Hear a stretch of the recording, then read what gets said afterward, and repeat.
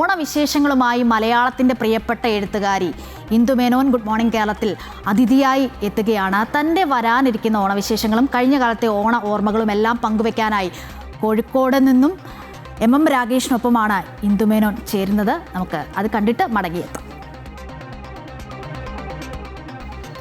മലയാളത്തിൻ്റെ പ്രിയ എഴുത്തുകാരി ഇന്ദു മേനോനാണ് നമ്മളോടൊപ്പം ഗുഡ് മോർണിംഗ് കേരളത്തിൽ അതിഥിയായുള്ളത്.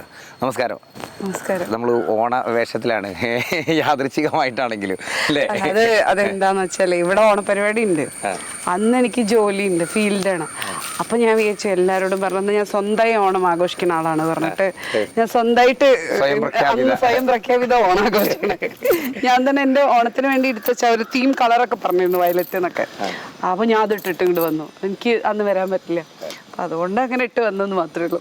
എനിക്ക് തോന്നുന്നു നമ്മളുടെ ഓരോ കാലത്തെയും ഓണം എന്ന് പറയുന്നത് അത് വ്യത്യസ്തമായിരിക്കും. പ്രത്യേകിച്ച് നമ്മളിങ്ങനെ കുട്ടിക്കാലത്തോണം കഴിഞ്ഞു, പിന്നെ പഠിക്കുന്ന സമയത്തോണം, പിന്നെ ക്യാമ്പസിലെത്തുന്ന സമയത്ത് വേറെ ഒരു ഓണം, അത് കഴിഞ്ഞ് പിന്നെ നമ്മൾ ഈ പറഞ്ഞ പോലെ തന്നെ ജോലിക്ക് അന്വേഷിക്കുന്ന സമയത്തൊരു ഓണം, ജോലി കിട്ടി അത്തരത്തിലുള്ളൊരു ഓണത്തിലാണ്. ജോലിയുടെ തിരക്ക്, ഔദ്യോഗിക തിരക്ക്, കൂട്ടത്തിൽ തന്നെ നമ്മുടെ സാഹിത്യം എഴുത്തൊക്കെ തന്നെ കൊണ്ടുപോകുന്നു. ഈ കാലങ്ങളിലൂടെയുള്ള ഓണത്തിൻ്റെ ഒരു സഞ്ചാരം എങ്ങനെയാണ് ഇന്ദു ചേച്ചിയെ സംബന്ധിച്ച്? ഈ അച്ഛനും അമ്മയും വളർത്തുന്ന സമയത്ത് നമ്മൾ അച്ഛനും അമ്മയും വളർത്തല്ലോ, ഒരു ജോലിക്കൊക്കെ പോയിട്ട് ആ സമയത്ത് ഓണമൊക്കെ ഭയങ്കര ആരായിരിക്കും. നമുക്കൊന്നിനെ പറ്റി അറിയണ്ട. ഓണത്തിന് ഉടുപ്പ് വരും, ഓണത്തിന് പൂ വരും, ഓണത്തിന് നമ്മൾ യാത്ര പോവും, എല്ലാം വരും. ജോലി കിട്ടിക്കഴിഞ്ഞുണ്ടല്ലോ വലിയ ബാധ്യത. ആ ഓണം എന്ന് പറഞ്ഞിട്ടുണ്ടെങ്കിൽ നെട്ടോട്ടം ഓണമാണ്. കാരണം ഒരുപാട് ആളുകൾ പണ്ട് നമ്മൾ അച്ഛനെയും അമ്മയെ നോക്കിയതുപോലെ നമ്മളെ നോക്കിക്കൊണ്ട് നിൽക്കുകയാണ് ആൾക്കാർ. സത്യത്തിൽ ഓണം എന്ന് പറയുന്നത് ഉത്തരവാദിത്തം ഇല്ലാത്തവർക്കും അല്ലെങ്കിൽ കുട്ടികൾക്കും വളരെ ലൈറ്റായിട്ട് ലൈഫിനെ കാണുന്നവർക്കും ആണ് കൂടുതൽ എൻജോയബിൾ. ഉത്തരവാദിത്തമുള്ള മനുഷ്യർക്ക് ഓണം ഭയങ്കര ടഫാണെന്ന് എനിക്ക് മനസ്സിലായില്ലേ. എല്ലാം നമ്മൾ ചെയ്യണ്ടേ.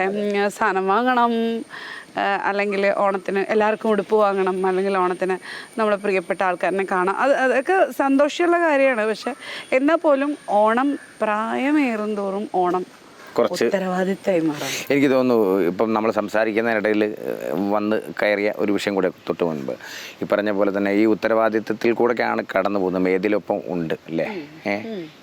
അതൊരു ഉത്തരവാദിത്തമൊന്നുമല്ല, മൂപ്പര് വേണേ നമ്മളെ നോക്കൂ.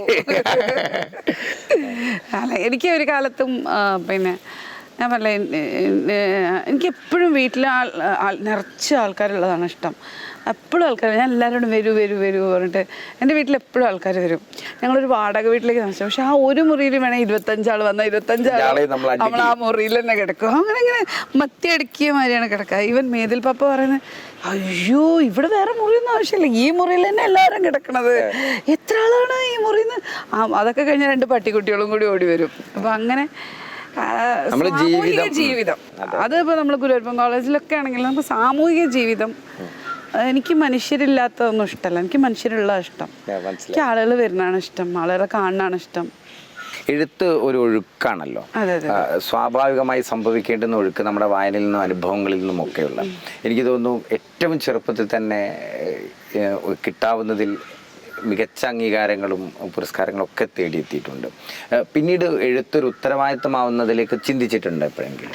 രണ്ടാമതാണ് നമ്മൾ വായനക്കാരനെ കുറിച്ചൊക്കെ ചിന്തിക്കുന്നത്. ശരിക്കും എഴുത്ത് എന്ന് പറയുന്നത് നമ്മുടെ സെൽഫ് എക്സ്പ്രഷനാണ്, നമ്മുടെ സ്വത്വപ്രകാശനം. ആ സ്വത്വപ്രകാശനത്തിൽ വായനക്കാരനില്ല, നമ്മുടെ ചുറ്റുമുള്ളവരില്ല, ബുദ്ധിമുട്ടുകളില്ല, ബാധ്യതകളില്ല. എഴുത്തും എഴുത്തുകാരനും എന്ന് പറയുന്നൊരു പ്രക്രിയ മാത്രമേ ഉള്ളൂ. പക്ഷേ എഴുത്ത് അങ്ങനെ അല്ലാത്ത എഴുത്തുകാരുണ്ട്, വളരെ സീരിയസ് ആയിട്ട് ഗൗരവതരമായ ഒരു ഹാർഡ് വർക്ക്. ഇപ്പം ഞാനിവിടുത്തെ ജോലി ചെയ്യണ മാതിരി എൻഡ് ഓഫ് ദ ഡേ പിന്നെ നമ്മൾ ഹൃദയം കൊണ്ട് ചെയ്തോ തലച്ചോറ് കൊണ്ട് ചെയ്തോ എന്നുള്ളത് product end of the day ഒരു ഉൽപ്പന്നം. ഇപ്പം ഞാൻ ഇവിടെ ഒരു ട്രെയിനിങ് ചെയ്യുന്നു അല്ലെങ്കിൽ ഒരു ജോലി ചെയ്യുന്നു, ആ ജോലി ഞാൻ ഹൃദയം കൊണ്ട് ചെയ്തോ തല കൊണ്ട് ചെയ്തോ എന്നുള്ളത് എന്നുള്ളതൊരു വിഷയമല്ല. അതേപോലെ തന്നെയാണ് എഴുത്തെന്ന് ഞാൻ മനസ്സിലാക്കുക.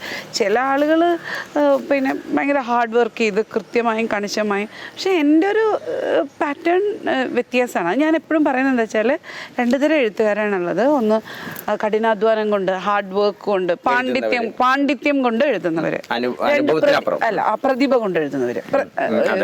ഞാൻ ഭ്രാന്ത് കൊണ്ട് എഴുതുന്നത്, അങ്ങനത്തെ 1-2 റൈറ്റേഴ്സ് ഉണ്ട്. എഴുത്തിന്റെ ഒരു ഉന്മാദം, ആഹ്ലാദം, അങ്ങനെയുള്ള ഇതാണ്. പുതിയ എഴുത്തുകൾ ഞാൻ ഒരു എന്താ പറയുക, ഒരു പോസ്റ്റ് ഡോക്ക് കഴിഞ്ഞ് വന്നിട്ട് ഇപ്പോൾ ഒരു വർഷമാവാനായി. പക്ഷേ അതിൻ്റെ ഇടയിൽ ഞാൻ ആ പോസ്റ്റ് ഡോക്കിൻ്റെ തന്നെ ഷാമനിസത്തെ കുറിച്ചുണ്ട്, ട്രൈബൽ ഷാമനിസം, ഷാമനികതയും അതിൻ്റെ ഇതൊക്കെയാണ്. അപ്പം അതിൻ്റെ കുറച്ച് എഴുതി.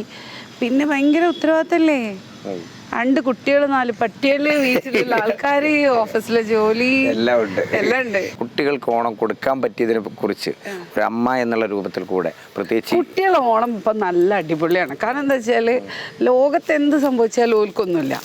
ഓൽക്ക് നല്ലതായിട്ട് മഴ പെയ്യുന്നുണ്ട്, കലക്ടർ അവധി പ്രഖ്യാപിക്കുന്നുണ്ട്, മഴ പെയ്യുന്നുണ്ട്. ഒരേ വീട്ടിൽ 2 ജില്ലകളിലേക്ക് നിങ്ങൾ സ്കൂളിൽ കുട്ടികളെ പഠിപ്പിക്കരുത്. ഒരു കുട്ടി മലപ്പുറത്ത്, ഒരു കുട്ടി കോഴിക്കോട് ആണെങ്കിൽ മലപ്പുറത്തിന് അവധി വരികയില്ല, മലപ്പുറത്തിന് വരില്ല, കോഴിക്കോടിന് അവധി വരും. അപ്പോൾ കുട്ടികളെ സംബന്ധിച്ചിടത്തോളം നല്ല ജോളിയായിട്ട് നമുക്ക് എൻജോയ് ചെയ്ത് സ്കൂളിൽ നിന്ന് പോകാണ്ടിരിക്കുക. പിന്നെ ഓണത്തിൻ്റെ വെക്കേഷൻ വരെ ഓർക്ക് അതൊക്കെയാണ് പ്രധാനം. എന്തൊക്കെയാണ് ഭയങ്കര ടെൻഷനുള്ളപ്പോൾ ഇപ്പോൾ ടെൻഷൻ റിലീവ് ചെയ്യാൻ നമ്മൾ സൈക്യാട്രിസ്റ്റിൻ്റെ അടുത്ത് ഒന്നും പോകണ്ട, കളക്ടർമാരെ പേജ് വെക്കാൻ മതി. എൻ്റെ വീടിൻ്റെ ഇതേപോലെ തന്നെയാണ് ഞാൻ ചേച്ചിയുടെ ഈ പറഞ്ഞ പോലെ FB ഫോളോ ചെയ്യുന്ന ഒരാളെ കൂടെയാണ്. ഇതിന്റെ കമന്റ് കാണുന്ന സമയത്തും ഭയങ്കര രസകരമായ കമന്റുകളാണ്. നമ്മളെന്തെങ്കിലും പറഞ്ഞാൽ ഭയങ്കര വിവാദം. അതെ, ഒപ്പം തന്നെ ഞാൻ ചോദിക്കട്ടെ, മുൻകാലങ്ങളിലെ എഴുത്തുകാരായിരുന്നെങ്കിൽ ഈ എഴുത്ത് എന്ന് പറയുന്നത്, അത് വായന എന്ന് പറയുന്നത് അതൊരു വിഭാഗം മാത്രമായിരുന്നു. പക്ഷേ സാമൂഹ്യ മാധ്യമം വന്ന സമയത്ത് അതിൻ്റെ ഒരു കാഴ്ചയും ആഘോഷവും തന്നെ മാറിയില്ലേ? സത്യത്തിൽ എഴുത്തുകാരെയും ആഘോഷിക്കുന്നില്ല, കൂടുതൽ അവസരങ്ങൾ അല്ല. ശരിക്കും എഴുത്തുകാരൊന്നും അല്ല അങ്ങനെ ആഘോഷിക്കപ്പെടുന്നത് ശരിക്കും സിനിമാക്കാർക്കാണ് അത്രയും വലിയ ആഘോഷം. കാരണം ഷോ ബിസിനസ്സാണ്. മനുഷ്യർക്കൊക്കെ കാണുന്നതാണല്ലോ ഭംഗി, കാണണത് കേൾക്കണത്, അതൊക്കെയാണ് കൂടുതൽ ആളുകൾക്ക് എൻജോയ് ഉള്ളത്. വായിക്കണമെങ്കിലൊക്കെ ഈ വായനയൊക്കെ പക്ഷെ കൂടിയ സമയത്ത് വായനയൊക്കെ കൂടിയിട്ടുണ്ട്, അതിലൊന്നും എനിക്ക് ഇതില്ല. പക്ഷെ ഗൗരവതരമായ വായനയാണോ അത് എന്നുള്ളത് പിന്നെ ചോദിക്കണം. പക്ഷെ വായിക്കണ്ടല്ലോ. അപ്പം ഈ ഫേസ്ബുക്കും ഇൻസ്റ്റാഗ്രാമും തമ്മിലുള്ള ഒരു വ്യത്യാസം വെച്ചാൽ ഫേസ്ബുക്ക് കുറെ വായിക്കാൻ കുറച്ചുകൂടി കണ്ടന്റ് ഉണ്ട്, ഇൻസ്റ്റാഗ്രാമിൽ വെറും കാഴ്ചകളാണ്, കാഴ്ചകളുടെ ഒരു ഭംഗിയാണ്. കാഴ്ചകളും നമ്മളോട് സംസാരിക്കും, കാഴ്ചയും ഒരു തരത്തിലുള്ള വായനയാണ്. പക്ഷെ അത് കുറച്ചുകൂടി ഈസിയായ വായനയാണ്, ബൗദ്ധികമായ വ്യായാമമൊന്നുമല്ല. ഈ ഓണത്തിന് എന്താ പരിപാടി? വൈകിട്ട് എന്താ പരിപാടി എന്ന് ചോദിച്ച മാതിരി, ഓണത്തിന് ആക്ച്വലി ഞാൻ എൻ്റെ ഭർത്താവ് ഇവിടെ ബോംബെയിലാണ്, അപ്പം അങ്ങോട്ടേക്ക് പോകണം എന്നാണ് വിചാരിക്കുന്നത്. പക്ഷെ ഇന്ത്യൻ റെയിൽവേ അതിനനുവദിക്കുമെന്നറിയില്ല. ബുക്ക് ചെയ്തതാണ്, പക്ഷെ അതില്ല. നമ്മളെ സുഹൃത്തുക്കളൊക്കെ കുറെ പേരൊക്കെ റിട്ടയർ ചെയ്ത് പോയി, അല്ലെങ്കിൽ വല്ല ഈക്കുമെങ്കിലും റിലീസ് ചെയ്യിക്കുമല്ലോ. റെയിൽവേയിലുള്ളവരൊന്നും ആരും ഇല്ല. എന്തായാലും നമ്മുടെ പ്രേക്ഷകരോട് ഓണമായിട്ട് എന്താണ് ആശംസിക്കാനുള്ളത്? നന്നായിട്ടിരിക്കുക, നല്ല ഫുഡൊക്കെ അടിച്ച്. എൻ്റെ ഭാഷയെ പറയുകയാണെങ്കിൽ സ്കൂള് നിരോധിക്കുക, ജിമ്മ് നിരോധിക്കുക, എന്നിട്ട് കുറേ നേരം ഉറങ്ങുക. ഇതൊക്കെ ഒരു തമാശയ്ക്ക് പറയണതാണ്. കാരണം എൻ്റെ മോൻ പറയുന്ന സ്കൂൾ അപ്പോൾ ഓൻ്റെ ശല്യം ഉണ്ടാവില്ല, ജിമ്മിൽ പോകണമെങ്കിൽ അവരെ ശല്യം ഉണ്ടാവില്ല. അപ്പോൾ നല്ല സുഖമായിട്ട് നന്നായിരിക്കുക, നല്ല ഭക്ഷണമൊക്കെ കഴിക്കുക, എല്ലാവർക്കും ഒരുമിച്ചിരിക്കാനുള്ള ഒരു അവസരമാണ് ഓണം. ഇതിൻ്റെ ഇടയിൽ സമയം കിട്ടുകയാണെങ്കിൽ ഞാൻ ഏതെങ്കിലും ഗോത്ര ഗ്രാമങ്ങളിലേക്ക് പോകണം എന്ന് തീരുമാനിച്ചിട്ടുണ്ട്, അല്ലെങ്കിൽ വയനാടിലേക്കോ എവിടേക്കെങ്കിലും പോകണം എന്നായിരിക്കും. എന്തായാലും ഇത്രയും നേരം സംസാരിച്ചതിൽ സന്തോഷം. ഗുഡ് മോർണിംഗ് കേരളത്തിൽ അതിഥിയായി വന്നതിൽ സന്തോഷം. ഗുഡ് മോർണിംഗ് കേരളത്തിന് ഗുഡ് മോർണിംഗ്.